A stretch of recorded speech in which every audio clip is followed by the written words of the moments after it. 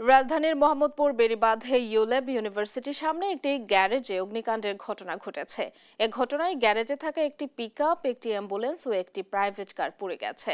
শনিবার দিবাগত রাত 12টার পর এ ঘটনা ঘটে। খবর পেয়ে ফায়ার সার্ভিসের 2টি ইউনিট ঘটনায় পৌঁছে আগুন নিয়ন্ত্রণে আনে। গ্যারেজ মালিক ও পুড়ে যাওয়া গাড়ির মালিকদের অভিযোগ, একটি মোটরসাইকেলে 3 ব্যক্তি এসে আগুন ধরিয়ে পালিয়ে যায়। পরে ওই গাড়িতে থাকা গ্যাস সিলিন্ডার বিস্ফোরণ হয়ে পাশে থাকা 2টি গাড়িতে ছড়িয়ে পড়ে। তবে এ ঘটনায় কেউ হতাহত হয়নি বলে জানিয়েছেন ফায়ার সার্ভিস।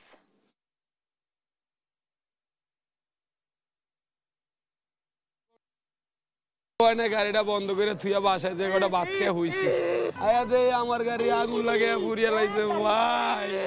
যে সিকিউরিটি ছিল তারা বলছে যে মোটরসাইকেলে 3 জন এসে আগুন লাগাই দিয়েছে। আর আমরা কারণটা উদ্ঘাটন করার জন্য তদন্ত সাপেক্ষে বলতে পারবো, আর ক্ষয়ক্ষতিও তদন্ত সাপেক্ষে বলা যাবে। আর আমরা মোটামুটি অল্প সময়ের মধ্যে জনগণের সহযোগিতা করছে, আমরা আগুনটা নিবন্ধন করতে সক্ষম হয়েছি।